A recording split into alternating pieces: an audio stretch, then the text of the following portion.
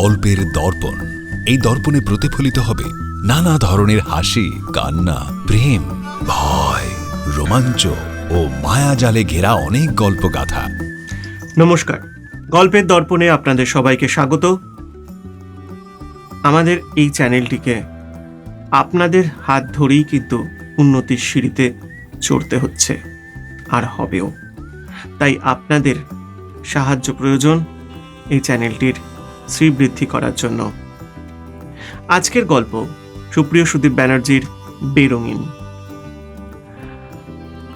কিছু কিছু বিষয় আছে যখন সম্পর্ক এমন একটা জায়গায় নিয়ে যায়, সম্পর্কের মধ্যে যখন সন্দেহ এসে যায়, বিশ্বাস যখন ভেঙে যায়, তখন সম্পর্ক আর সম্পর্ক থাকে না। সম্পর্ক তখন হয়ে যায় বোঝা। আর এই বোঝা নামানোর জন্য দরকার হয়ে পড়ে আইন, আদালত, আরো অনেক কিছু। আজকের গল্পের প্রেক্ষাপট এর ওপরই নির্ভর করে, সম্পর্ক। আসুন এই গল্পে যারা কণ্ঠদান করেছে তাদের নামগুলো জেনে নিই। এই গল্পের গল্প পাঠে রয়েছে সুদীপ ব্যানার্জি, নীলাঞ্জনা ডালিয়া বসু সাহা, উকিল সৌভিক সেন, জজ সাহেব গৌরাঙ্গ চক্রবর্তী, পাবলিক প্রসিকিউটর সৌভিক সেন, ঝিমলি সুমনা দাস, সুমন্ত সৌভিক সেন, মমতা মৌসুমী চক্রবর্তী, জিতেন বাবু গৌরাঙ্গ চক্রবর্তী, অফিসের বড়বাবু প্রসেনজিৎ পাল, সুখবিন্দর সৌভিক সেন, ভজন লাল ও হরি সিং গৌরাঙ্গ চক্রবর্তী। আসুন শুনে নিই আজকের গল্প বেরঙিন। নীলাঞ্জনা নিজের ঘরে বসে আছে আজ। মনের সঙ্গে একটা অন্তর্কলহ চলছে তার।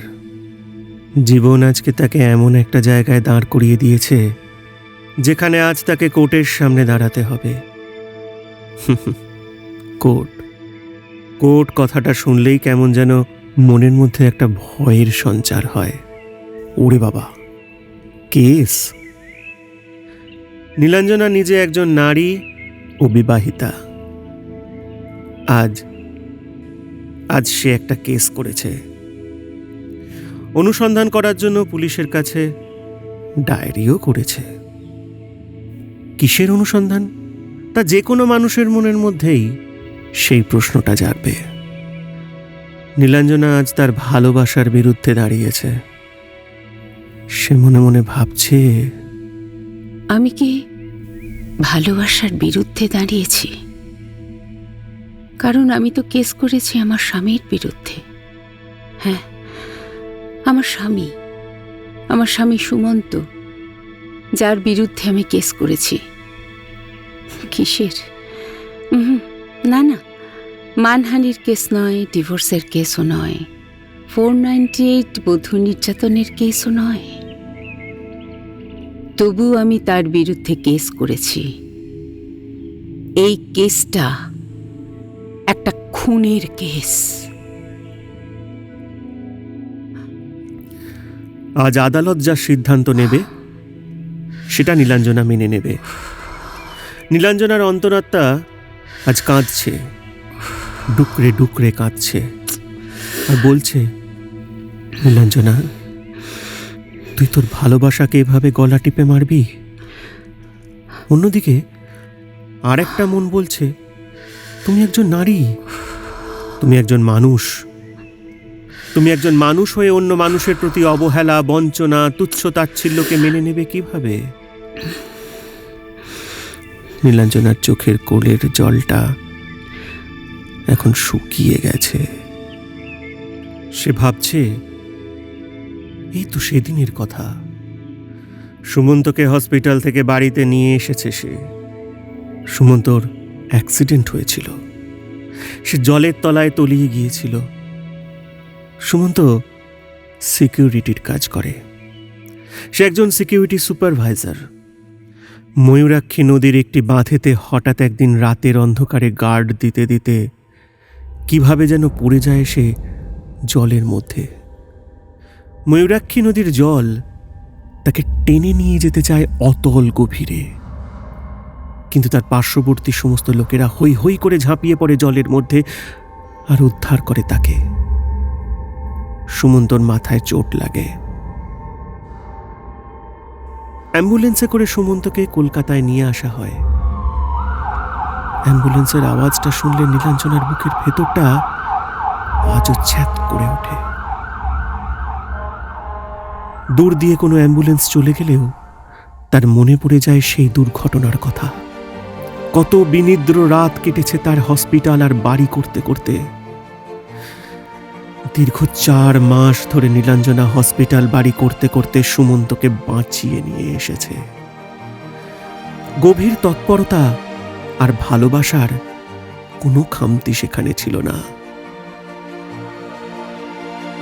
হসপিটাল থেকে সুমন্তর বাড়ি ফিরে আসার কয়েকদিন পর থেকেই নীলাঞ্জনার মানসিকতার পরিবর্তন হলো।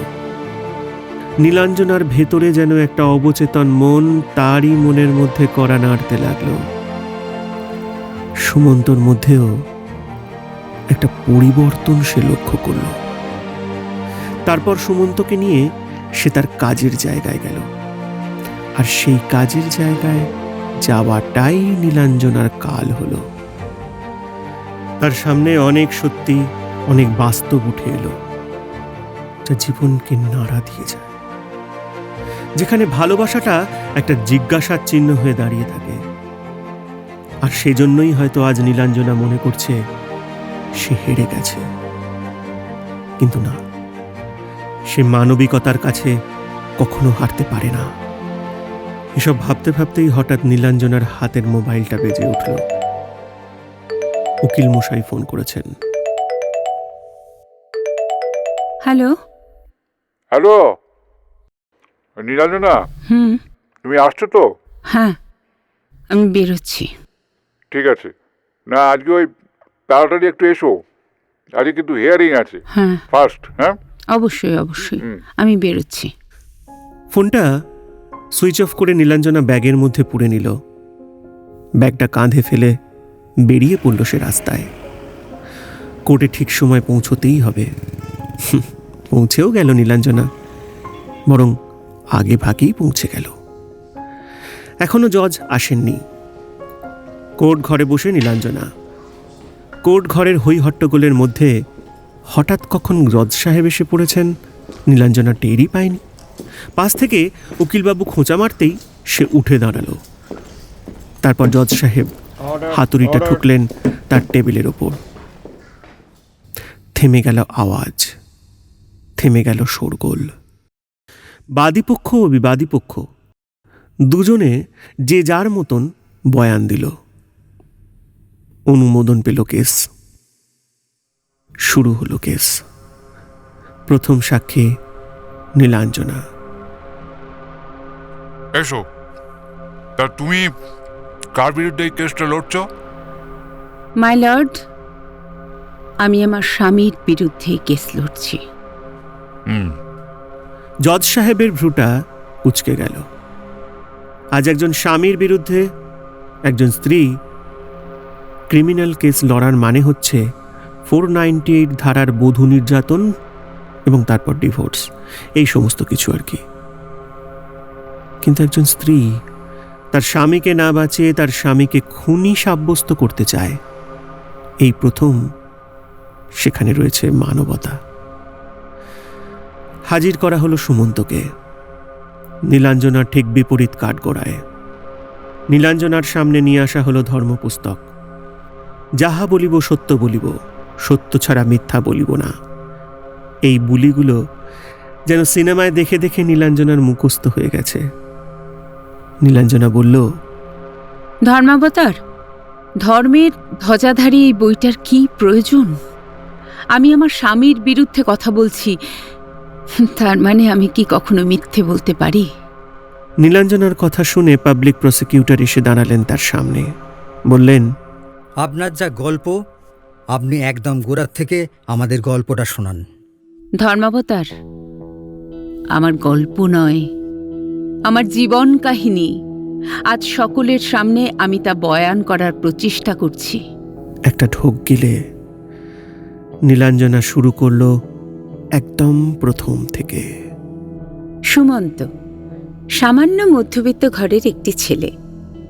সুমন্তর জীবনের স্বপ্ন ছিল যে সে সরকারি চাকরি করবে। ভাইবা হয়ে গেছে, শুধু মাঠ পার করাটা বাকি ছিল। মাঠ পার করার পর পুলিশ অফিসার এবং কিছু কিছু কর্মীদের হাতে তো গরম কড়কড়ে কিছু জিনিস দিতে হয়, তা না হলে পরে সচরাচর এই চাকরি বাকরি কিচ্ছু পাওয়া যায় না। তাই কড়কড়ে প্রায় ৩.৫ লক্ষ টাকা দিয়ে তার বাবার সঞ্চয়ের প্রায় সবটুকু দিয়ে সুমন্ত চাকরি পেল। সুমন্তর চাকরির পর তার প্রথম পোস্টিং হল এই ময়ূরাক্ষী ড্যামের সন্নিকটস্থ একটি ছোট্ট গ্রামে।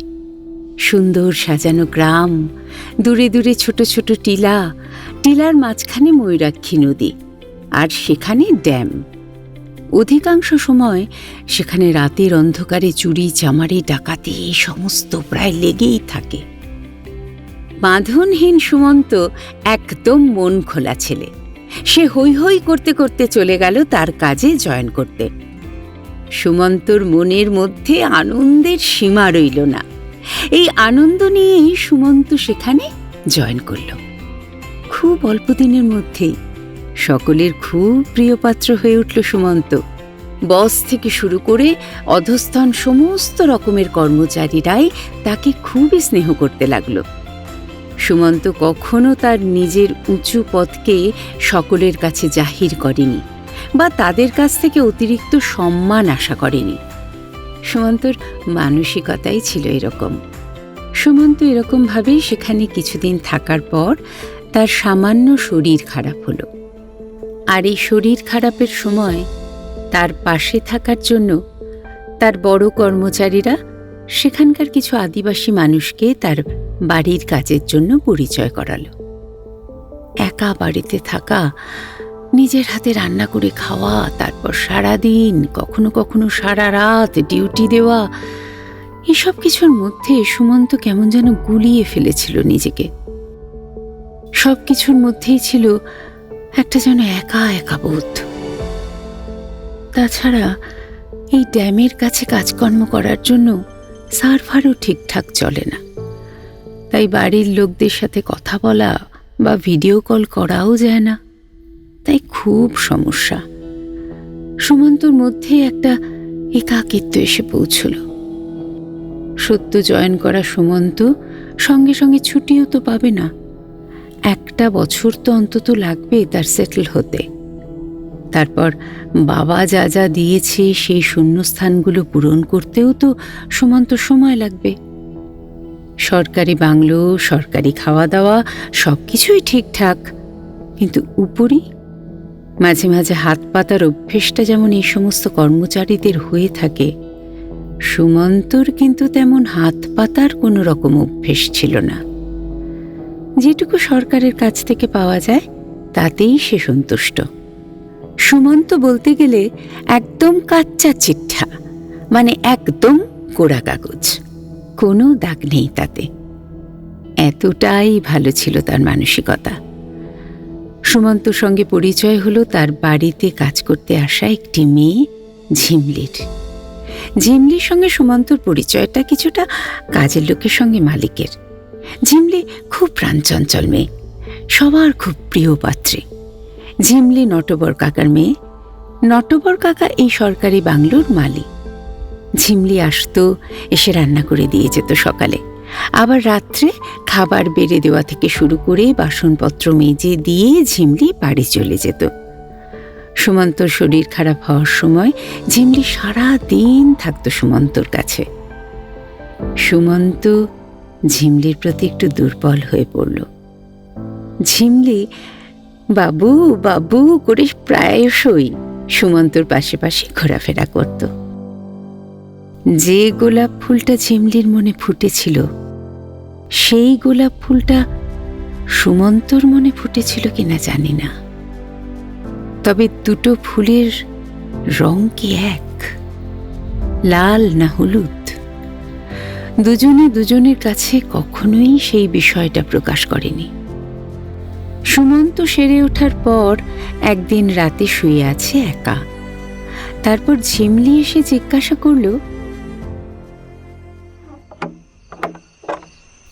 এই বাবু, বাবু হুম তোর খাবারটা বেড়েন দে, আয় খেয়ে আয়। হ্যাঁ, বেড়েই দে, খেয়ে দে শুয়ে পড়ি। আজকে আমার খুব ক্লান্ত লাগছে। সত্যি বটে, তুই কত কাজ করিস। আয় আয় খাইয়ে রে, খাইয়ে। টেবিলের মধ্যেই খাবার বেড়ে দিল ঝিমলি। সুমন্ত খাবার খেয়ে বলল, ঝিমলি, তুই আজকে বরং চলে যা, আমি বাসন মেজে নেব।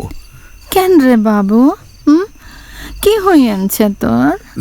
না মানে আমি তোর কাছে ঠিক এটা প্রকাশ করতে পারবো না রে।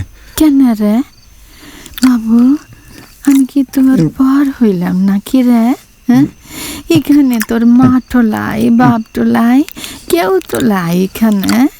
আমার কাছে বলি না রে, আমি তোর বন্ধু হইলাম না? হ্যাঁ, তুই আমার বন্ধু হলি। এটা তুই ঠিক বুঝবি না। মনের জ্বালা, একা থাকার একটা যন্ত্রণা, এই কষ্টটা আমি ঠিক তোকে বোঝাতে পারবো না। মনের কষ্ট? হাসছিস? মনের কষ্ট না, শরীরে জ্বালা। সেটা আমাকে কইতে হবে না রে বাবু, আমি বুঝতে পারি। আমারও তো 18 হলো। লে লে লে, তুই এখন খায়ালে শুয়ে পড়, আমি আছি তোর পাশে। শুন, আমি বাসনগুলা মাইজা দিয়া তারপরে যাব। নে, তুই আর দেরি করিস না, খায়ালে।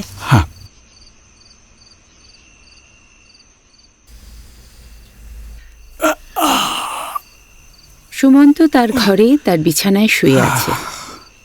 মনে শরীরে একটা অদ্ভুত অনুভূতি, একটা কাছে পাওয়ার অনুভূতি, পাশে পাওয়ার অনুভূতি।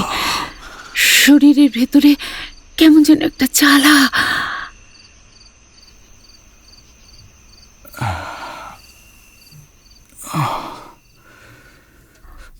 হঠাৎ একটা নরম হাত বুকে স্পর্শ করা মাত্রই জড়িয়ে ধরল সুমন্ত তাকে। ঝিমলি? হ্যাঁ, ঝিমলি। সে গিয়ে এসে সুমন্তর বুকে হাত রাখতেই সুমন্ত জড়িয়ে ধরল ঝিমলিকে। দুজনে একাত্ম হলো সম্ভোগ ব্যবসায়। শারীরিক সমস্ত প্রতিবন্ধকতা দূর করে দুজনের মধ্যে যখন মন আর শরীরের জ্বালা মিটে গেল, তখন সুমন্তর মধ্যে এলো অনুশোচনা।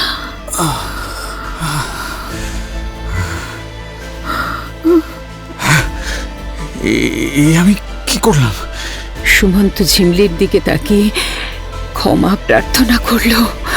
বাবু, বাবু, তুই কি কইলি রে? তুই কি আমাকে ভালোবাসিস নাই? বল না। সুমন্তর চোখ দুটো যেন ছলছলে উঠল।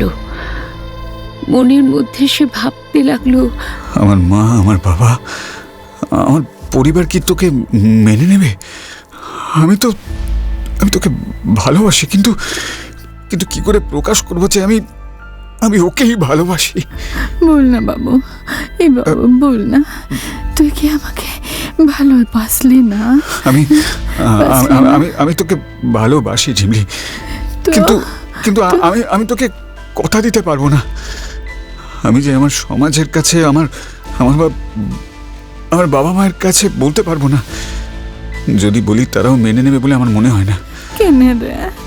এই কেনর উত্তরটা সুমন্তর জানা ছিল না। কেন রে বাবু, কেন বল? আমি কি খারাপ মেয়ে আছি? বাবু, আমি লষ্ট মেয়ে লই রে বাবু, আমি লষ্ট মেয়ে লই। দেখ দেখ আমি কি খারাপ মেয়ে বলতো? হ্যাঁ? এই বাবু বাবু আমি আরে- লষ্ট মেয়ে লই রে বাবু, আমি লষ্ট মেয়ে লই। ঝিমলি, আমারও তো একটা মন আছে না, কি বলতো? আমি তো তুয়াকে ভালোবাসি। আমি জানি। এ বাবু তোর চামড়াটা তো সাদা, আমারটা কালো, তোর জাতটা বড়, আমি ছোট্ট জাতের। না আমাকে সবাই আদিবাসী বলে। হ্যাঁ? ও বাবু আমার জীবে তোর মতন ভাষাটা আসে লাইরে, ঝিমলি, আমি শিখে নিব। ঝিমলি, আমি তোমাকে ঝিমলি। কথা দিলাম, আমি শিখে নেব তোর মতো করে।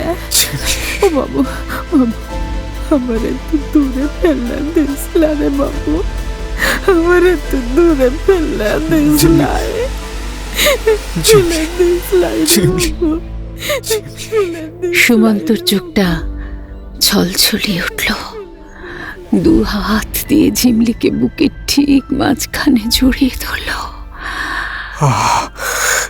কি শান্তি লাগছে, মনের জ্বালাগুলো যেন মিটে যাচ্ছে।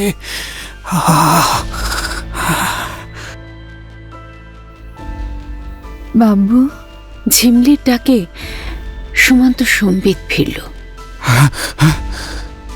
হ্যাঁ বল। বাবু হ্যাঁ বল।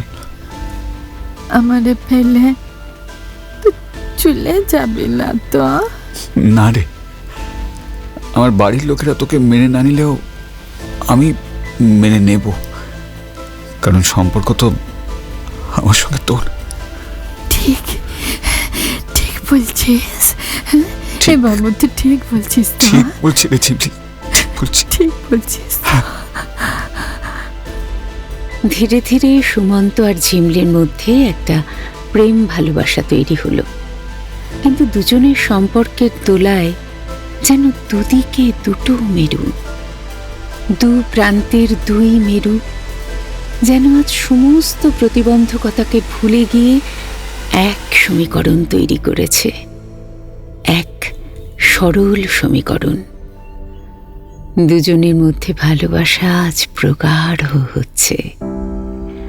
আজ সুমন্তর মনে, ঝিমলির চোখে, সুমন্তর বুকে, তার ঠোঁটের গোলাচে ঝিমলি।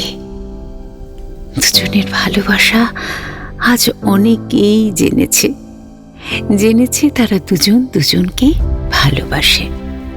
দুজনের মধ্যেই ভালোবাসা রং নিয়ে এলো, আর সেই ভালোবাসাই ধীরে ধীরে মনের ভিতরের গোলাপটাকে রাঙিয়ে দিয়ে করে দিল লাল।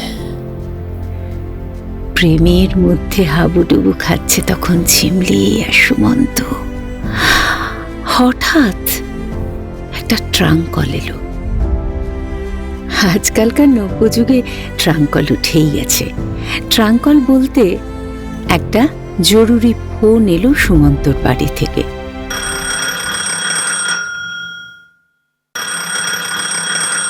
তার বাবার হঠাৎ করে হার্ট অ্যাটাক হয়েছে। সুমন্ত দুশ্চিন্তায় পড়ে গেল। বাবা! সুমন্ত ফিরে চলল কলকাতার দিকে। ঝিমলি দৌড়তে দৌড়তে এলো। বাবু বাবু বাবু বাবু তুই চলে যাচ্ছিস? এ বাবু বাবু বাবু আমার নামটুকু বলিস তোর বাপ রে। বাবু বাবু তোর বাপ টোরে বলিস, তোর মা টোরে আমার নামটুকু বলিস রে। আমি ঝিমলি, আমি তোরে বিয়া করতে চাই রে বাবু। এটা বলবি তো বাবু? বল না, বলবি তো? বলবো বলবো। বাবু বাবু বাবু তোর বাপটা ঠিক হয়ে যাবে রে। এ বাবু তুই চিন্তা করিস নাই রে। আমি দেবতার কাছে মানতটা করবো রে বাবু। আমরা দুজনে একসঙ্গে পুজো দিতে যাব। মারং গুরু কখনো তোর খারাপ করবে নাই রে বাবু। জিপের চাকা তখন ঘুরে চলেছে কলকাতার দিকে। তুই চিন্তা করিস নাই ঝিমলি রে চোখের বাবু। জল নিয়ে জিপের পেছন পেছন ছুটল। তুই চিন্তা করিস নাই, তুই চিন্তা করিস নাই রে বাবু। কিছুক্ষণ পরে ঝিমলির কথাগুলো আস্তে হয়ে গেল, কারণ মোটরের গতির সঙ্গে মানুষের গতি তো তাল মেলাতে পারে না। যন্ত্রের গতির সঙ্গে তাল মেলাতে গেলে তো মানুষ পিছিয়ে যায়। মানুষের মস্তিষ্কটা কিরকম না? যে মস্তিষ্ক থেকে যন্ত্র আবিষ্কার হয়েছে সেই মস্তিষ্কের দৌড় কতটা যে দৌড়ের সঙ্গে কোনো মানুষের শরীর দৌড়তে পারে না। শকট যান এসে দাঁড়ালো সুমন্তর বাড়ির দরজার সামনে। সুমন্তর মা কাঁদতে কাঁদতে বাইরে এসে বলল, বাবু, মা। তোর বাবাকে হাসপাতালে নিয়ে গেছে। হ্যাঁ। আজ একদিন হয়ে গেল সে বাড়ি নেই। মনটা আমার ভীষণ অস্থির। মা মা মা আমি তো এসে গেছি। তুমি কোনো চিন্তা করো না, বাবা নিশ্চয়ই ভালো হয়ে যাবে। তোর বাবার অফিস কলিগ সুবিমল বাবু এসেছিলেন, উনি সমস্ত ব্যবস্থা করে দিয়েছেন। ও আচ্ছা, বেশ। মা মা আমি বিকেলবেলায় বাবাকে একবার দেখে আসবো। তুই যাবি? সারা জীবন যে তোকে এত ভালোবেসেছে, আমার মনে হয় আমার থেকে তোকে দেখলে সে বেশি খুশি হবে। তুই যা, আমি তো সারা জীবন তার সঙ্গে থেকেছি, আর আজ তুই যখন চলে গেলি আমি তার ঠিক খেয়াল রাখতে পারলাম না রে বাবু। আমি ঠিক খেয়াল রাখতে পারলাম না। মা, আমার কেবলই মনে হচ্ছে আমি পারলাম না তার খেয়াল রাখতে, আমি পারলাম না। কেন কেন মা, কেন তুমি নিজেকে এত ছোট ভাবছো? আমার বাবা যদি আমার ডান হাত হয়, তুমি তো আমার বাঁ হাত, বলো, বাঁ হাত। আমার বুকের বাঁ দিকটা যদি আমার বাবা হয়, বুকের ডান দিকটা তো তুমি মা, তুমি। সেখানেই আমার হৃদয়টা ধকধক করছে মা। সুমন্তর মায়ের চোখের জলের বাঁধ ভাঙল। এ জল দুঃখের না, এ জল সুখের নয়, এ জল স্নেহের, এ জল মমতার। আদর করে সুমন্তর মা মমতা আর সুমন্তর বাবা জিতেনবাবু সুমন্তকে বাবু বলে ডাকে। সেই ডাকটা কিন্তু সুমন্ত আবার খুঁজে পেয়েছিল ঝিমলির মুখে। বাবু, তোর মাটোকে কইবি আমার কথাটা, তোর বাপ তোরে কইবি রে আমার কথাটা। বলবি ঝিমলি আছে এখানে, তোর লগে বসে আছে রে। তোর বাপ তোর কিছু হবে গলাই রে বাবু, তোর বাপ তোর কিছু হবে গলাই। সুমন্ত মায়ের স্নেহবন্ধন আলগা করে চলল হসপিটালে বাবাকে সামনে থেকে দেখতে। হসপিটালে এসে সুমন্ত দেখল তার বাবার পাশে বসে মাথায় হাত বুলিয়ে দিচ্ছে একটি মেয়ে। বাবা তার সঙ্গে বেশ হেসে হেসে কথা বলছে। কাল বাবার অপারেশন হয়ে গেছে, বুকে একটা স্টেন্ট বসেছে, এখন আউট অফ ডেঞ্জার। সুমন্তর সঙ্গে পরিচয় হলো আমার। আমি তার সুবিমল কাকুর মেয়ে, নাম নীলাঞ্জনা। আমার বাবা কিছুক্ষণ পরেই এলো। বাবার অবস্থা দেখল। বাবা ছেলেকে পেয়ে তো আনন্দে আত্মহারা। ছেলেকে জড়িয়ে ধরার জন্য দুটো হাত বাড়িয়ে দিল। বাবার আদরের বাবু বাবার বুকের উপর শুয়ে পড়ল। আহা, বাবার কি তৃপ্তি, যেন তার হারানো মানিক ফিরে পেয়েছে। বাবা বলল, কতদিন তোকে দেখিনি রে। তাই দেখার জন্য এরকম বাবা কি হসপিটালের বিছানায় শুতে হয়? হ্যাঁ। সুমন্ত হাসতে হাসতে তার বাবাকে বলল। সবাই মিলে একসঙ্গে হেসে উঠল। 2-3 দিন পর তার বাবা ছাড়া পেয়ে গেল, ফিরে এলো বাড়িতে। জিতেনবাবু অর্থাৎ সুমন্তর বাবা সুমন্তকে ডেকে বলল, জানিস বাবা, আমি তোকে না জানিয়ে একটা কাজ করে ফেলেছি। সুমন্ত আন্দাজ করতে পারল। সে বলল, হ্যাঁ বলো। তার আগে তুই আমাকে বল, তুই কি কাউকে ভালোবাসিস? সুমন্ত মুখ নামিয়ে চুপ করে রইল।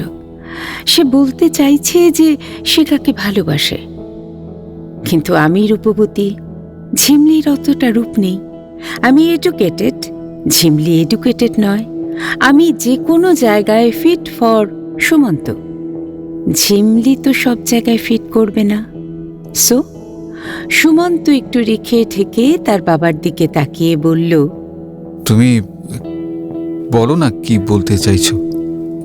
দেখ, আমি সুবিমল বাবুর মেয়ে নীলাঞ্জনার সঙ্গে তোর বিয়ের প্রস্তাব রাখছি। তোর কি মত? সুমন্ত স্বার্থপরের মতো ঝিমলির প্রেমকে ভুলে গিয়ে আমাকে গ্রহণ করতে সম্মত হল। সানাই বাজল, পাত পেড়ে ভূত চলল। দুপক্ষের মধ্যে মালা বদল হলো, মাথায় সিঁদুর পরলাম আমি। হ্যাঁ, সুমন্তর দেওয়া সিঁদুর। সুখী দাম্পত্যের আশীর্বাদ পেলাম গুরুজনদের কাছ থেকে। মা আমাকে তার বিয়ের গলার হারটা পরিয়ে দিয়েছিল, যেটা তার শাশুড়ি তাকে দিয়েছিল। আমার সঙ্গে একাত্ম হতে গিয়ে সুমন্তর চোখে কেন যেন ঝিমলির মুখটা ভেসে উঠছিল বারবার। নিবিড় হতে পারছিল না সুমন্ত আমার সঙ্গে। আমি বুঝতে পারলাম না, স্বামী স্ত্রীর সম্পর্কে নিবিড় সম্পর্ক তৈরি হয় যখন, সেই সময় সুমন্ত কেন অন্যমনস্ক হয়ে যায় বারবার।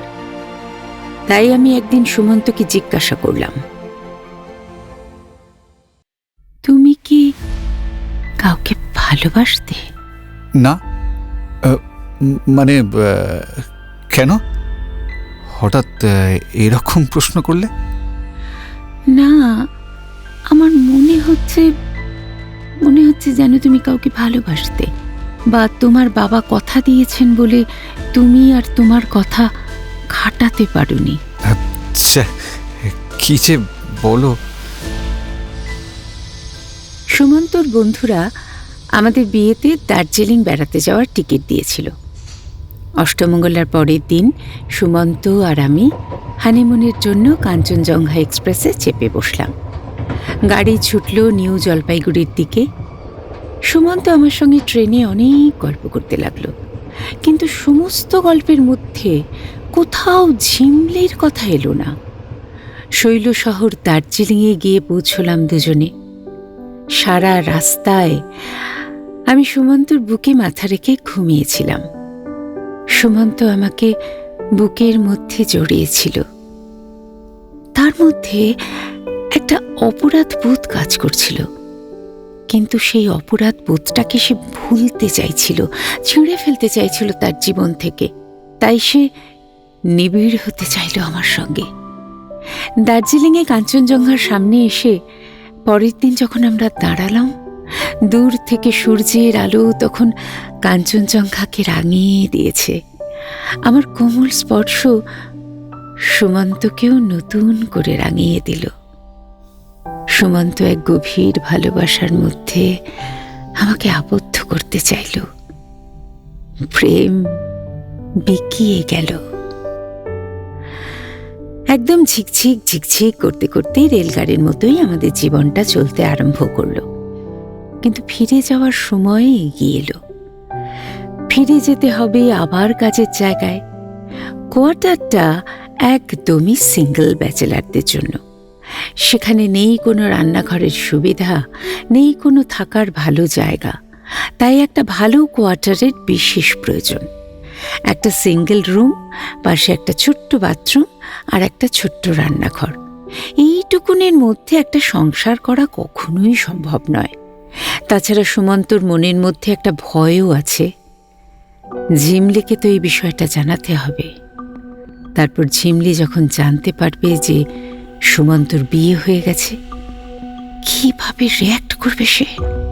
আর সেই রিয়াকশন যখন হবে, তখন আমার সামনে যদি সেটা প্রকাশ পায়, তাই আমাকে তো তখন নিয়ে যাওয়া যাবে না। তাই আমাকে রেখে সুমন্ত একাই গেল কর্মস্থলে।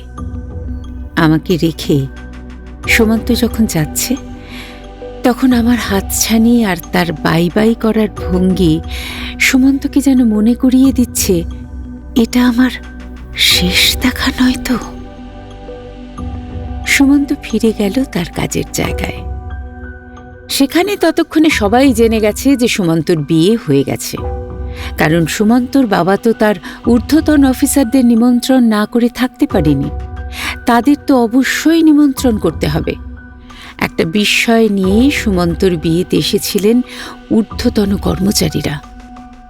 কিন্তু যে ভালোবাসা, যে আন্তরিকতা, যে নিবিড়তা সুমন্ত দীর্ঘ ৬-৮ মাস ধরে তার কর্মস্থলে অর্জন করেছিল, সেদিন ফিরে সুমন্ত কিন্তু সেগুলো পেল না। সবার চোখে সুমন্তর জায়গা ফর্মাল বসের মতো। অধস্তন কর্মচারীরা তাকে স্যার বলে সম্বোধন করছে, সুমন্তবাবু বলে আর ডাকছে না। সকলের মধ্যে কেমন যেন একটা আলোড়ন, কেমন যেন কিছু একটা নড়ে গেছে। হ্যাঁ, সবার মধ্যেকার বিশ্বাসটা নড়ে গেছে। কর্মস্থলে সবাই জানতো ঝিমলিকে সুমন্ত বিয়ে করবে। ঝিমলির মতো একটা নিষ্পাপ মেয়েকেই সুমন্ত একটা জায়গা দেবে। সুমন্তর মতো মহৎ মানুষ হতেই পারে না।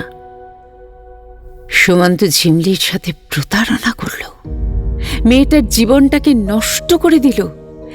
চাকরির ক্ষেত্রে আসা ৩ মাস পর তার শরীরে অসুস্থতা, তারপর বাকি সব কটা মাসে কতগুলো দিন, আজকে ওই ১৮ বছর বয়সী মেয়েটার জীবনটা নষ্ট হয়ে গেল। যাকে সে বিয়ে করবে না কোনোদিন, তার চোখে স্বপ্ন বুনল কেন? তাকে নিয়ে প্রতিদিন বিছানায় রগড়ালো কেন? আজ সবার চোখে এই একটাই প্রশ্ন, সুমন্ত কতজনকে উত্তর দেবে? সামনাসামনি তো তাকে হতেই হতো। ২ দিন কেটে গেল। ঝিমলি সুমন্তর সঙ্গে দেখা করতে আসেনি। ৩য় দিন সূর্য ওঠার সঙ্গে সঙ্গে সুমন্তর কোয়ার্টারের দরজায় হঠাৎ ঠক ঠক করে কড়া নাড়ার শব্দ। চোখ কচলাতে কচলাতে উঠে আসে সুমন্ত। মনের মধ্যে তার একটা প্রশ্ন। ঝিমলি, ঝিমলি এসেছে? হ্যাঁ। দরজা খুলে সুমন্ত দেখল হাজার প্রশ্নের মায়াজাল বিস্তার করে নিষ্পাপ দুটো চোখ সুমন্তর দিকে তাকিয়ে আছে। সুমন্ত সেই চোখে চোখ রাখতে পারল না। তার চোখের মণি দুটো বলল, তুমি অপরাধী। চট করে নুয়ে গেল চোখের পাতা দুটো নিচে। অপর দিক থেকে ফাঁকা হালকা হয়ে আসা একটা শহর সুমন্তকে প্রশ্ন করল, বাবু, তো বিহাটো করেছিস? ভালো করছিস বাবু, ভালো করছিস। তোর জীবনটা সুখের হোক, সেটাই তো আমি চাই রে বাবু। আমি যে তোকে ভালোবাসেছিলাম রে বাবু, কিন্তু তুই আমাকে ভালোটা বাসলি লাই। তো একদিনের জন্য কি আমাকে ভালোটা বাসলি নাই রে বাবু? তাইলে আমার লিয়ে তুই খেলাটা কেন করলি রে? হ্যাঁ, আমি এখন গ্রামে কারুর কাছে আমার মুখটা দেখাতে পারি নাই রে বাবু। আমার বাপটার কাছে, আমার মাটার কাছে আমি মুখটা দেখাতে পারি নাই রে। আচ্ছা আচ্ছা, বল দেখি, হ্যাঁ, আমি কি দোষটা করেছিলাম রে বাবু? হ্যাঁ, আমাকে বলে দে না রে, বলে দে, আমাকে বলে দে না বাবু আমার দোষটা। সুমন্ত ঝিমলির প্রশ্নের কোনো উত্তর দিতে পারছে না। সে আস্তে আস্তে তার হাত দুটো ঝিমলির দিকে এগিয়ে নিয়ে গেল। ঝিমলিকে ধরে বলতে চাইল, ঝিমলি, ঝিমলি, তুই আমার কথাটা শোন। চোস না, একদম ছুবি না। ঝিমলি, আমার সারাটো গায়ে এখন কালি রে বাবু, কালি। সারাটো গায়ে কালি। আমি নরকের কীট আছি। আমি তোরে বিশ্বাস করে ঠকে গেছি। আমি হেরে গেছি রে বাবু। কিন্তু এখন এখন আমি কি করবো রে বাবু? এখন আমি কি করবো? আমাকে তো কেউ বিহারটা করবে লাই রে বাবু। আমি আমি আমি কি করে মুখটা দেখাইব বলতো? হ্যাঁ হ্যাঁ, তোর বিয়ের কথাটা শোনার পর আমি মরে যেতুম রে বাবু। কিন্তু আমার পিঠের ভিতর তোর যে ছেলেটা আছে রে বাবু, কি উঠারে কি করে মেরে ফেলতাম বল দেখি, কি করে মেরে ফেলতাম? বাবু বাবু এ বাবু, তুই আমার মেরে ফেল, তুই আমার মেরে ফেল বাবু, মেরে ফেল, আমার মেরে ফেল বাবু, আমার মেরে ফেল, তুই মেরে ফেল, মেরে সুমন্তর চোখগুলো বড় বড় হয়ে গেল। সে ভাবল কি সর্বনাশ, ঝিমলি মা হতে চলেছে, তার সন্তানের মা।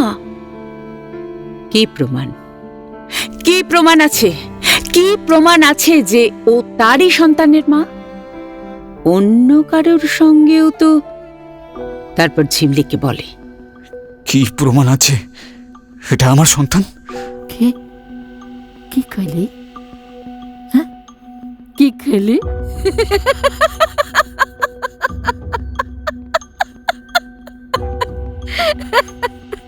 ভালো কথাটা কইলি রে বাবু,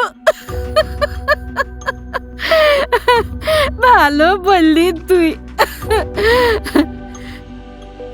আমাকে নিয়ে 6টা মাস ধরে আমার শরীরটাকে খুব লাইন যে খেলি, হ্যাঁ, আমার সব ইজ্জতটুকু তুই লুটলি, আর আজ বলছিস এ কার ছিল?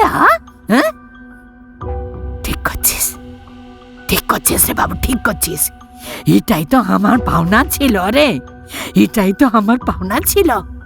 একটা কথা তোরে জিগাই বাবু, তুই যদি একদিনের লগে আমারে ভালো না বেসে থাকলি তো আমার গলাটা ধর ধর ধর ধর ধর, আমার গলাটা টিম্পে ধর, আমারে মেরে ফেল, তুই মেরে ফেল, একদম মেরে ফেল।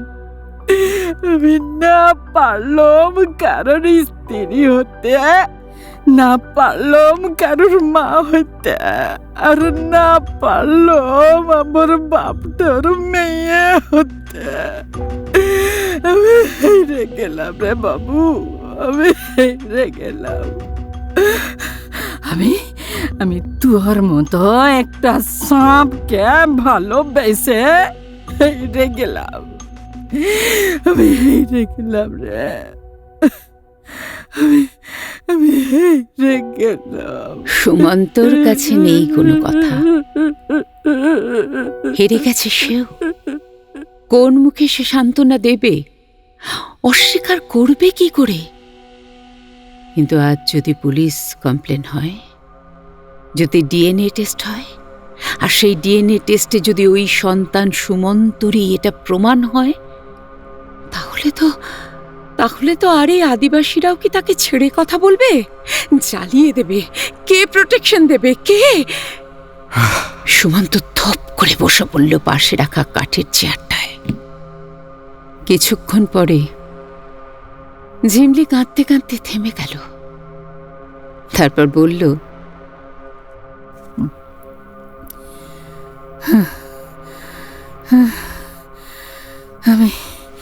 আমি চললুম রে বাবু, চললুম। আমার আদিবাসী ভাইগুলান রে বলবো, তুয়ার জানটা ওরা লিবে না, তুয়াকে ওরা ছাড়েন দিবে। আমি মারুংমরুর কাছে কিরা খাইলুম রে, কিরা। হ্যাঁ, আর ওদেরকে দিয়েও আমি কিরা খাওয়াইলুম। যা যা, তোরে ছেড়ে দিলুম, যা যা। আমরা নিচু জাত তো, হ্যাঁ, আমরা ছোট্ট লোক, হ্যাঁ, আমাদের তো এরকমই হয় রে বাবু, এরকমই হয়। আমার বাপটার বড্ড অসুখ কইরাছে রে, এইসব কথা শুনে ওটার বড্ড অসুখ কইরাছে। তো 2-4 দিন থাকবে, তারপরে তো ভুলেন যাবে, কিন্তু কিন্তু না আমার পেটটা বেড়ে আসলে আমি কি কি কি কি করব রে? হ্যাঁ? আমি লোকের কাছে মুখ দেখাইব কি করে? হ্যাঁ এ বাবু, কি করে? হ্যাঁ না না না না, শোন শোন শোন, তোর রাঁধুনটা আজ তো নিজে করে নিস। হ্যাঁ আমি চলুন রে বাবু, চলুন রে বাবু, চলুন। সুমন্ত উঠে দাঁড়ালো, ঝিমলির হাতটা ধরে একটা হ্যাঁচকা টান দিয়ে তাকে নিজের বুকের কাছে চেপে ধরলো। ঝিমলি, বাবু বাবু, কেনে বাবু, কেনে আমাকে আবার তুই স্বপ্নটা দেখাইছিস? ঝিমলি, এক বহুরে ওখানে, আবার এক আমাকে এখানে। আমি লসটা মে লই রে বাবু, আমি লসটা মে লই। সুমন্তর মাথায় কোন বুদ্ধি তখন ভর করেছে জানা নেই। সে হঠাৎ বলল, ঝিমলি, আজ রাতে না আমরা পালিয়ে যাবো, বুঝছিস? তুই আমার সঙ্গে যাবি? কি বলছিস তুই? পলায়ন যাবি? হ্যাঁ। কোথায় পলায়ন যাবি? তোকে বিশ্বাস করব? এছাড়া তোর কোনো উপায় আছে কি? না না, নাই, আমার কোনো উপায় নাই রে, তবে কোনো উপায় নাই। মরতে হলে যদি তুই আমাকে মারিস তো মরব। কি করবো আর বল? ঝিমলি, তুই আমারে ওই গাছটার নিচে পুঁতে দিবি, তবু তোর হাতে আমি মরব। এটাই আমার কাছে বড় সুখের। কেন তুই এসব কথা বলছিস আমাকে? আমি আইসবো রাতে, আমি আইসবো রাতে রে, ওই বাইন্দের ধারে। তুই সত্যি আমার জন্য থাকবি তো? হ্যাঁ থাকবো। তুই আসবি তো বাবু? আসবি তো? আসবো রে, অবশ্যই আসবো। ঝিমলি চলে গেল। আসবো।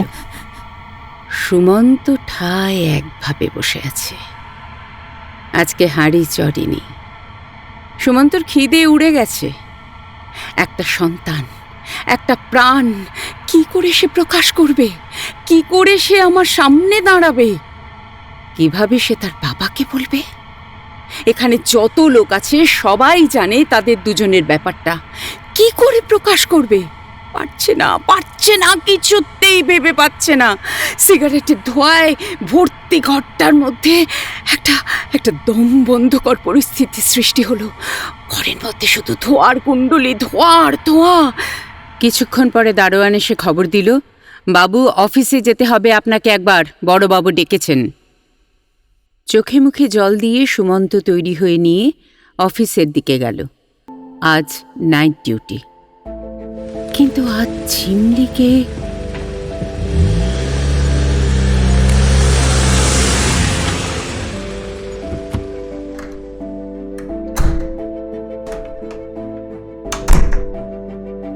শোনো, আমাদের একজন স্টাফ, তাকে আমরা একটু দুমকা পাঠাচ্ছি।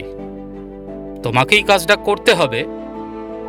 আজ তার দায়িত্বটা তুমি নাও। তোমাকে না হয় একদিন ছুটি দেওয়া যাবে। সুমন্ত মনে মনে ভাবল, বড়বাবুর মুখের ভাষাটা কেমন বদলে গেছে, কেমন যেন অর্ডার দিচ্ছেন। আজ আর স্নেহের সুরে সুমন্ত বলে ডাকেন না। সেটা আমারই দোষ। ঊর্ধ্বতন অফিসারের কাছে তো আর না বলার কোনো অবকাশ নেই। Okay sir. এই বলে নাইট ডিউটির জন্য প্রস্তুত হতে লাগল। সন্ধেবেলা 9টার শিফটে ডিউটি জয়েন করল সুমন্ত। মন বাঁধের ধারে ঝিমলির কাছে পড়ে আছে। রাত বাড়তে লাগল। শন করে ময়ূরাক্ষীর দিক থেকে ভেসে আসছে একটা ঠান্ডা হাওয়া। ঘুমের আবেশ আস্তে আস্তে কনস্টেবলগুলোর চোখেতে জড়িয়ে এলো। কিছুক্ষণ পর মোবাইলের দিকে তাকিয়ে সুমন্ত দেখল রাত 2টো। সুমন্ত তার কনস্টেবলদের বলল, আচ্ছা শোনো, আমার না একটু পেটটা ব্যথা করছে, তোমরা ততক্ষণ ডিউটিটা করো, আমি একটু আসছি। Okay sir. এই বলে বাকিরা যথাযথভাবেই কাজ করতে থাকল। মাথার ওপরে কর্তা ব্যক্তিরা না থাকলে যা হয় আর কি। কর্তা যখন মিসিং, বাকি অধস্তন কর্মীরা কি আর তখন তেমন তৎপরতা দেখায় না। নাক ডাকিয়ে জিপের মধ্যে দরজা বন্ধ করে ঘুমিয়ে পড়ল তারা। কিছুক্ষণ পর সুমন্ত ফিরে এলো। অধস্তন কর্মীরা সব হুড় করে জেগে উঠল। আপনার এতক্ষণ সময় লাগলো? হ্যাঁ, ওই একটু বাড়ি থেকে হয়ে এলাম তো। ও আচ্ছা। হ্যাঁ, মানে খিদে পেয়ে গিয়েছিল। ঝিমলিটা রান্না করতে আসেনি তো। স্যার, একটা কথা জিজ্ঞেস করব? বলো। আপনি ঝিমলেকে বিয়ে করলেন না কেন? আমাদের সমাজ ঝিমলিকে কি মেনে নিত? এ তো স্যার, আপনার সঙ্গে রাতে শোয়ারটা আপনি মেনে নিলেন কি করে? না, আমার বলাটা ভুল হয়ে যাচ্ছে। তুমি ঠিকই বলেছ। তবে কি জানো, আমার যখন শরীর খারাপ করেছিল না, ওই নেশাটা কিন্তু ঝিমলি আমাকে ধরিয়েছে। বাঘ যতক্ষণ মানুষের রক্তের স্বাদ না পায়, সে ম্যান ইটার হয় না। কিন্তু যখন রক্তের স্বাদ পেয়ে যায়, তখন সে বারবার মানুষকে খাবার জন্য এগিয়ে আসে। আর এই রক্তের লালসাটা ঝিমলি ধরিয়েছে। হ্যাঁ, আমি আজকে অনেক দোষের দোষী। আমার শরীরের জ্বালাই শুধু মিটেছে তারও শরীরের জ্বালা আমাকে দিয়ে। সেটা কিন্তু কেউ বলে না, সবাই মেয়েদের সালিশি করে। ঠিকই বলেছেন স্যার। সালা ও একদম একদম নয়, আমার সামনে বাজে কথা একদম নয়। হ্যাঁ ইয়েস স্যার। চলুন, সকাল হয়ে গেছে, এবার তো শিফটিংয়ের পালা। হ্যাঁ, রিসিভার আসলে আমরাও বেরিয়ে যাব। কিছুক্ষণ পরে হরি সিং এসে উপস্থিত হল। সুমন্ত এবং তার 2 কনস্টেবল ফিরে গেল কোয়ার্টারে। চা খেয়ে বিস্কুট খেয়ে চোখে মুখে জল দিয়ে সুমন্ত ঘুমিয়েছে। হঠাৎই প্রচণ্ড জোরে সুমন্তর ঘরের দরজাটা কেঁপে উঠল।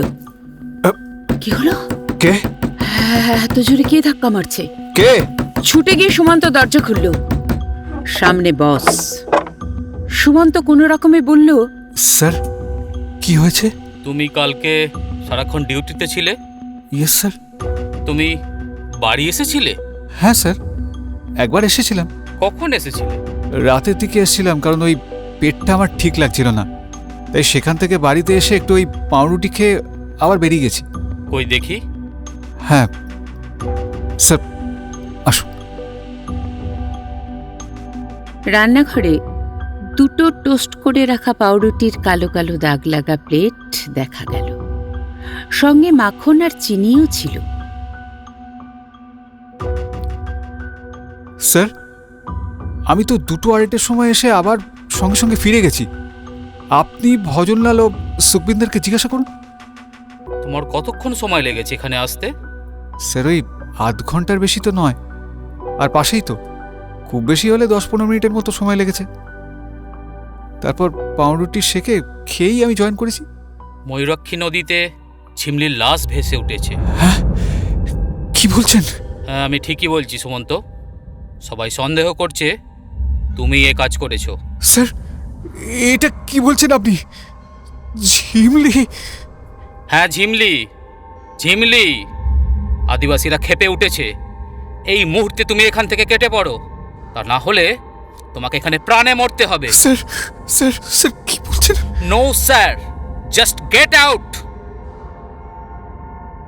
সুমন্ত পড়ি মুড়ি করে কোনো রকমে নিজের ব্যাগ গুছিয়ে পুলিশের জিপে শুধু ঝাড়খণ্ড বর্ডার থেকে বেঙ্গল বর্ডারে পৌঁছল। বেঙ্গল বর্ডারে এসে সে বাসে করে কলকাতা ফিরল। হঠাৎ সুমন্তর চলে আসাটা আমি ঠিক বুঝতে পারলাম না। সুমন্ত যেন হঠাৎ করে আমার কাছে সম্পূর্ণ অন্য মানুষ। সেখানে সে দেখালো যে আমার প্রেমই তাকে টেনে এনেছে। পোস্টমর্টম রিপোর্টে ঝিমলি আত্মহত্যা করেছে বলা হলো। ঝিমলির পেটে একটা 3 মাসের বাচ্চার ভ্রূণ। সবাই সুমন্তকে খুঁজছে। আমি বেশ আপ্লুত হলাম সুমন্তর আশাতে। দুজনের মধ্যে আপাত নিবিড়তা, কিন্তু সুমন্তর মধ্যে একটু যেন পরিবর্তন হয়েছে। আমি চাইলাম তাকে একটু আউটিংয়ে নিয়ে যেতে। হয়তো কাজের প্রেশার তার মানসিকতাকে এরকমভাবে বদলে দিয়েছে। তাই হঠাৎ করে সুমন্তকে নিয়ে 2 দিনের জন্য আমি বেরিয়ে পড়লাম দীঘার উদ্দেশ্যে। দীঘা থেকে ফিরে আসার পর হঠাৎই কাজে যোগ দেওয়ার একটা ট্রান্সফার অর্ডার এসে পৌঁছল সুমন্তর হাতে। হঠাৎ করে ট্রান্সফার! আমার মনটা কেমন যেন একটু ছটফট করছে। আগে সুমন্তর ব্যবহার, তার প্রতিটি আলিঙ্গনের মধ্যে ভালোবাসা ছিল, কিন্তু সুমন্তর মধ্যে তার বদলে কেমন যেন একটা কিচ্ছু নেই ভাব, যেন মনটা এখানে নেই তার। কিছু কি ঘটেছে? আমি একদিন জিজ্ঞাসাই করে ফেললাম সুমন্তকে, কি হয়েছে সুমন্ত? কাজের ওখানে কিছু প্রবলেম? কাজের ওখানে? না, ওখানে আবার কি প্রবলেম হবে? আমি জাস্ট তোমার সঙ্গে ছুটি কাটাতে এসেছি। কতদিনের ছুটি নিয়েছ? এই 10-12 দিন মতো। 10-12 দিন ছুটি নেওয়ার মধ্যে 9 দিন পরে ট্রান্সফার অর্ডার আসে কি করে তোমার? কিছু হয়েছে? আসলে আমার ট্রান্সফার হচ্ছে, আর সেই কারণের জন্য আমি পাওনা যে ছুটিগুলো, তার থেকেই এবছরের ছুটিটা নিয়ে নিলাম। আর ট্রান্সফার হয়ে গেছে এখন। ঠিক আছে, প্রবলেম তো কিছু নেই। ওকে, আচ্ছা এবার কি আমি যাব তোমার সঙ্গে? হ্যাঁ, কেন নয়, অবশ্যই। সুমন্ত আর আমি বাক্স প্যাটরা গুছিয়ে কার্শিয়াংয়ের পথে গেলাম। পাহাড়ে ঘেরা ছোট্ট গ্রাম কার্শিয়াং। কার্শিয়াং থেকে 5 কিলোমিটার দূরে একটা ওয়াটার রিজার্ভার করা হয়। বৃষ্টির জল এখানে জমা করা হয়, তারপর তা পিউরিফাই করে পাহাড়ের অন্দরে পাঠানো হয়। আর এই রিজার্ভারের পর্যবেক্ষণের সমস্ত দায়িত্ব এসে পড়ল সুমন্তর কাঁধে। আমাকে নিয়ে সুমন্ত ভালোই ছিল। কাজের প্রেশারটাও বড় বেশি, তাই সকাল থেকে রাত পর্যন্ত অধিকাংশ সময়টা প্রায়ই সুমন্তকে বাইরে থাকতে হতো। একটা ছোট্ট টিলার ওপরে একটা সুন্দর বাংলো পেয়েছিলাম আমরা। ব্রিটিশ আমলের একটা কাঠের বাংলো। কাজকর্ম সারা হলে সুমন্তর বেশিক্ষণ থাকতে পারত না, বেশি সময় দিতে পারত না আমাকে। এতটাই ক্লান্ত থাকতো যে সে ঘুমিয়েই পড়ত। আমার রাত্রে ঘুম আসতে চাইতো না, কারণ সারাদিন কোনো কাজ নেই, বাড়িতে বসে থাকা, সামান্য একটু এদিক সেদিক ঘুরে বেড়ানো, তারপর আবার বাড়িতে এসে দুপুরবেলা খাওয়া দাওয়া করে টানা ঘুম। সন্ধেবেলা চায়ের টেবিলে সুমন্তর সাথে দেখা হতো। মাঝে মাঝে আবার কখনো কখনো ফোন আসলে সুমন্তকে বেরিয়েও যেতে হতো। তারপর সেই রাত্রিরে ফিরত। এসে আর তার শরীর বইত না। তখন আর ভালোবাসার গল্প, প্রেম, বিছানা বালিশ সব কাদা হয়ে যেত। তাই আমি মাঝে মাঝে রাত্রে একাই বাইরের বারান্দাটায় বসে একটা শাল জড়িয়ে গান শুনতাম। জ্যোৎস্না রাতে মেঘ আর তারা চাঁদটাকে মাঝে মাঝে ঢেকে দিচ্ছিল, আবার কখনো খুলে দিচ্ছিল। কখনো অন্ধকার, কখনো চাঁদের আলো এসে পড়ছিল আমার গায়ে। হঠাৎ আমার কানে দূর থেকে কোনো কিছুর একটা আওয়াজ ছিল। এ বাবু, এ বাবু, কে? এ বাবু। কে? কে কে ওখানে? কে কে কে ওখানে? আমি বোঝার চেষ্টা করলাম কথাগুলো কোথা থেকে আসছে। আমি ভাবি সবই হয়তো ঘুম চোখের ভ্রম। কিছুক্ষণ পর আমি উঠে দাঁড়ালাম, বারান্দা থেকে একটু ঝুঁকে দেখার চেষ্টা করলাম রাত দুপুরে কেউ আবার বাগানে ঢুকে রাত্রির কাজকর্ম করছে না তো। না না, পিছন ঘুরতেই একটা ছায়া, লাইটটা জ্বালাতেই ছায়াটা যেন কোথায় মিলিয়ে গেল। আমার গলাটা শুকিয়ে আসছিল। দূরের একটা আবছা আলো যেন টিম করে নিভে যাচ্ছিল। আমার মোবাইলটা কোথায়? মোবাইলের টর্চটা জ্বালতে হবে। টর্চ জ্বালাম আমি। মোবাইলে সেই আলোটা চারপাশে ঘুরিয়ে দেখছি। চারপাশ দিয়ে একটা কান্নার আওয়াজ।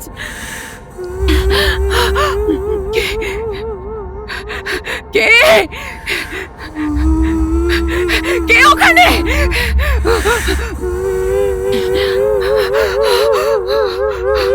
কে কে সামনে এসো। কে কে কে? তোর মরদটা আমাকে মেরে ফেলেছে রে। ওকে, তোর মরদটা আমাকে মেরে ফেলেছে। কি বলছো? বুঝল না রে।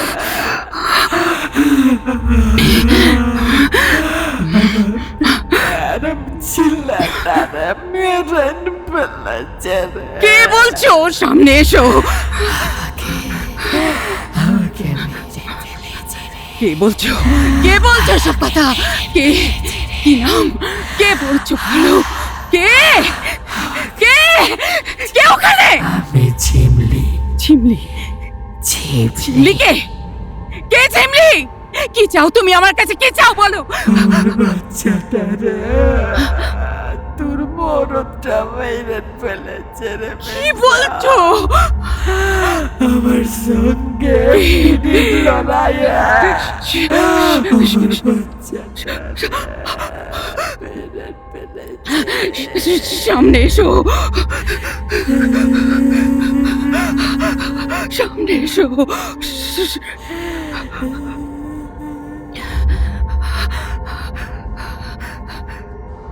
ছায়ামূর্তিটা আমার কাছে এগিয়ে আসতেই চারদিকটা কেমন অন্ধকার হয়ে গেল।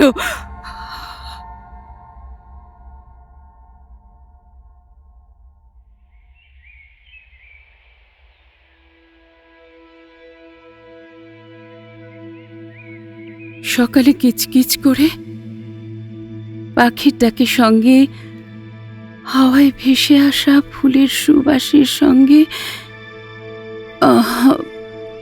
ঘুম ভাঙলো আমার।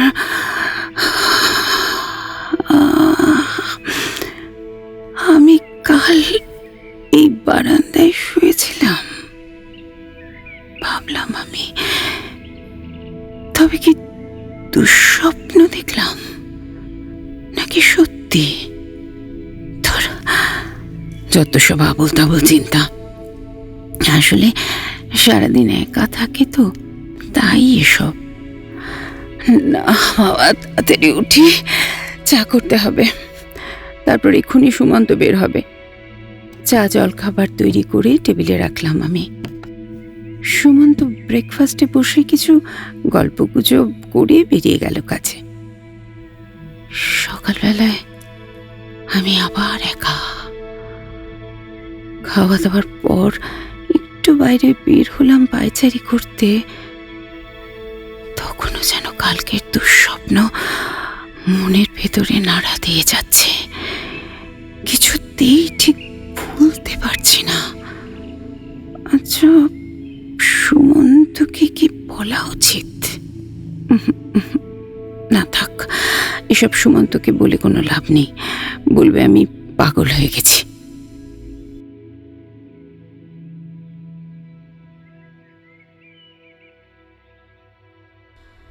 রাত্রে আমি আর সুমন্ত দুজনে শুয়ে আছি। হ্যাঁ, সেদিন সুমন্ত তাড়াতাড়ি বাড়ি ফিরেছিল। একসঙ্গে দুজনে ডিনার করেছিলাম, দুজনে একসঙ্গে শুয়েছি। সুমন্ত তার হাতটা রেখেছে আমার গায়ে, আমার মাথাটা সুমন্তর বুকে। কি শান্তি! ঘুম জড়িয়ে আসছে চোখে, ঘুমিয়ে পড়লাম আমি। কি শীত করছে! আমি কোথায়? চমকে উঠে বসলাম আমি। চারপাশে তাকিয়ে দেখলাম আমি আমার বিছানায় নেই। আমি শুয়ে আছি একটা নদীর পাড়ে। দূরে একটা মেয়ে দাঁড়িয়ে আছে নদীর ধারে। আমি মেয়েটার দিকে এগিয়ে যেতে থাকলাম। কে কে এই মেয়েটি? কিছুক্ষণ পরেই দেখি সুমন্ত ছুটে আসছে সেই মেয়েটির দিকে। আরে আরে, সুমন্ত এখানে কেন? এই গাছের আড়ালটায় লুকিয়ে পড়ি তো, দেখে ওরা কি করছে। এই ভেবে আমি গাছের ফাঁকে লুকিয়ে দেখতে থাকলাম। সুমন্ত জড়িয়ে ধরলো মেয়েটাকে। তারপর কিছুক্ষণ পরে সুমন্ত দুটো হাত কর্কশ শিকলের মতো চেপে ধরলো মেয়েটার গলা।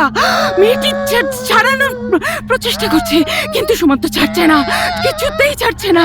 এ কোন শয়তান, কোন পিশাচ ভর করেছে আর সুমন্তর ওপরে? কিছুক্ষণ পর মেয়েটি বাধা দিতে দিতে ধীরে ধীরে অবসন্ন হয়ে পড়ল। আর দূরে নদীর ওই উঁচু জায়গাটা থেকে ছুঁড়ে ফেলে দিল সুমন্ত মেয়েটির নিথর দেহটিকে। জলের মধ্যে ঝপাং করে পড়ে ডুবে গেল। সুমন্ত, বাঁচাও বলে চিৎকার করতে চাইলাম আমি। এ কি? সুমন্ত চলে গেল। মেয়েটি কোথায়? মেয়েটি কোথায়? আমি ছুটতে জলের কাছে গিয়ে দাঁড়াতেই হঠাৎ কানের পাশে কে যেন ফিস ফিস করে বলে উঠল,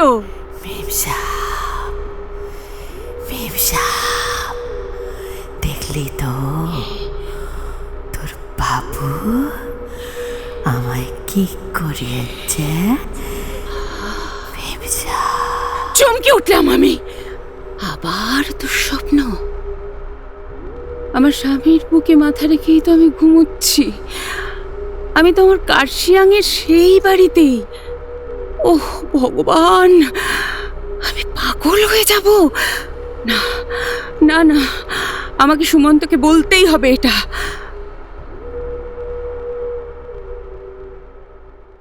পরদিন সকালে ব্রেকফাস্ট টেবিলে সুমন্ত সঙ্গে আমি একদম কড়া উকিলের মতো জেরা শুরু করলাম।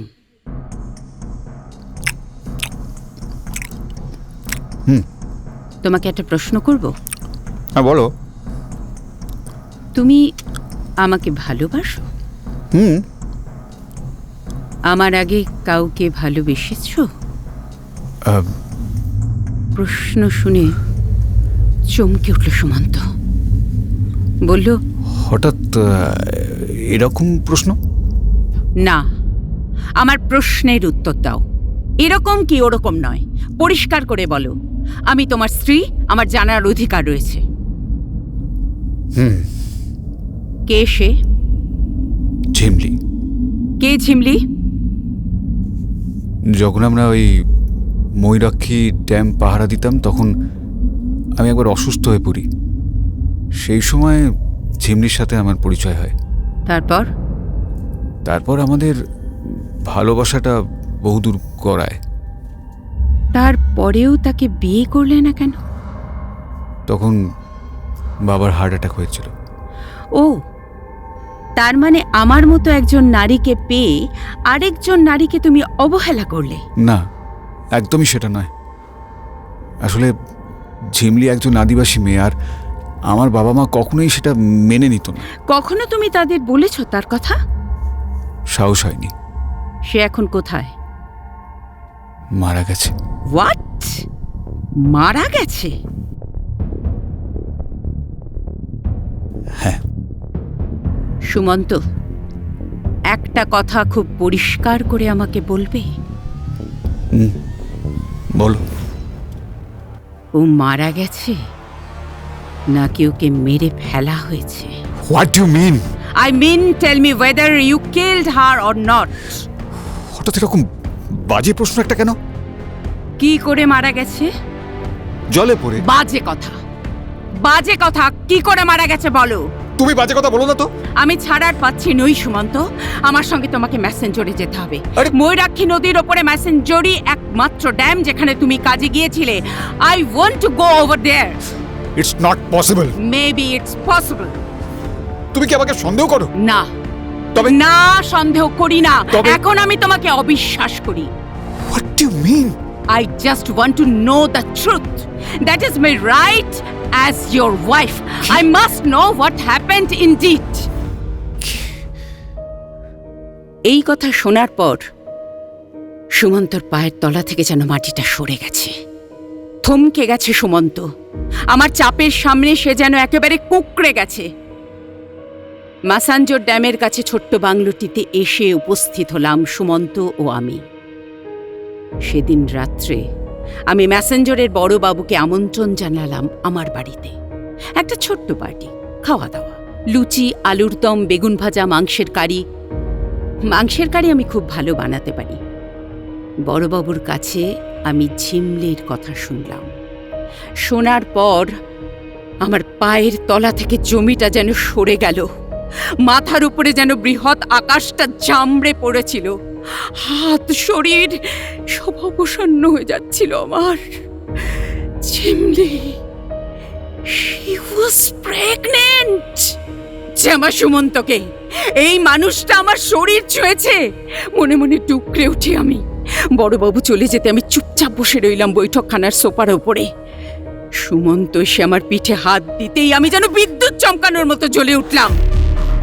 তোর ছোট লোক জানোয়ার, একটা মানুষকে বিয়ের প্রলোভন দেখিয়ে দিনের পর দিন রাতে তার সাথে শুয়েছো, তাকে প্রেগন্যান্ট করেছো, আমাকে বিয়ে করেছো, আমার জীবনটা নষ্ট করেছো, আর তাকে তো শুধু নষ্ট নয়, তাকে খুন করেছো। চুপ, একদম চুপ। সুমন্ত আমার গালে সপাটে এক থাপ্পড় মেরে বলল, বেশ করেছি। হ্যাঁ, আমি মেরেছি তাকে। বল, বল কি করবি তুই? বেশি কথা বললে না, হ্যাঁ, ওই ময়ূরাক্ষীর জলে তোকেও আমি ডুবিয়ে মারবো। হ্যাঁ, যেমন করে ওই নোংরা মেয়েটাকে মেরেছি।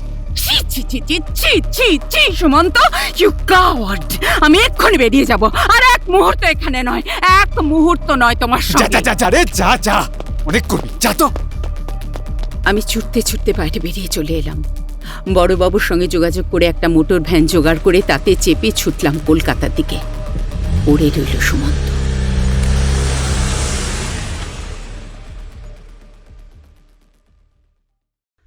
পরদিন সকালবেলা একটা টেলিফোন এলো। একটা অবিশ্বাস্য ঘটনা ঘটে গেছে। সুমন্তর অ্যাক্সিডেন্ট হয়েছে। কি হয়েছিল? রাত্রে সুমন্ত ঘরের মধ্যে শুয়েছিল।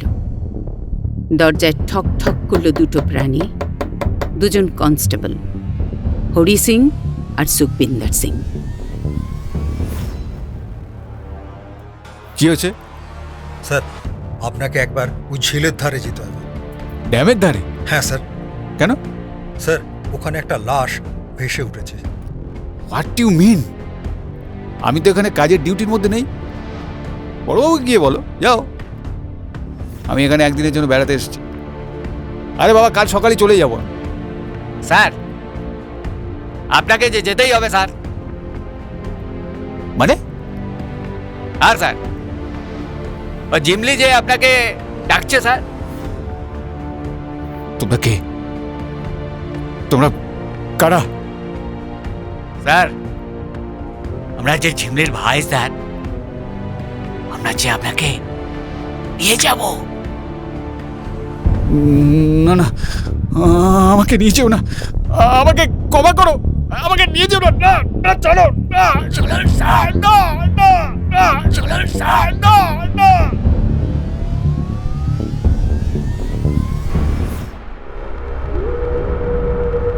না না না, আমাকে নিয়ে যেও না, আমাকে ক্ষমা করো প্লিজ, আমাকে ক্ষমা করো, ক্ষমা।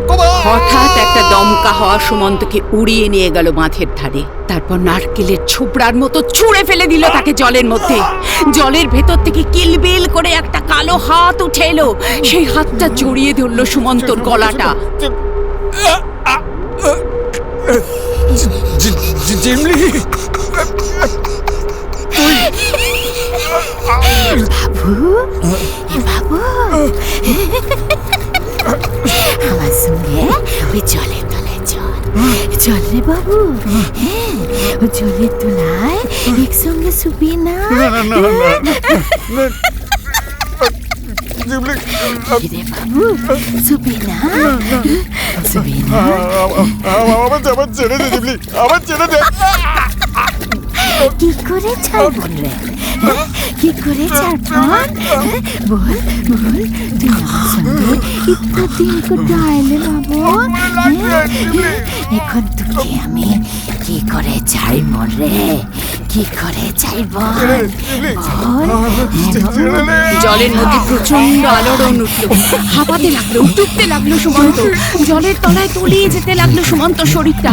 জলের মধ্যে একটা আলোড়ন তৈরি হতে দেখে দুজন কনস্টেবল সঙ্গে বড়বাবু এসে ঝাঁপ দিলেন জলের মধ্যে।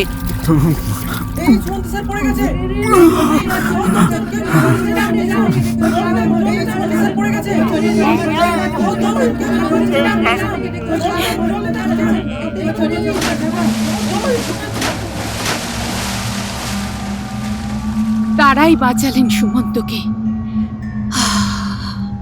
অ্যাম্বুলেন্সে শুয়ে পরের দিন সকালবেলায় সুমন্তর প্রাণটা তখনও ধুকপুক করছে। অ্যাম্বুলেন্সের চাকা ছুটলো হসপিটালের দিকে।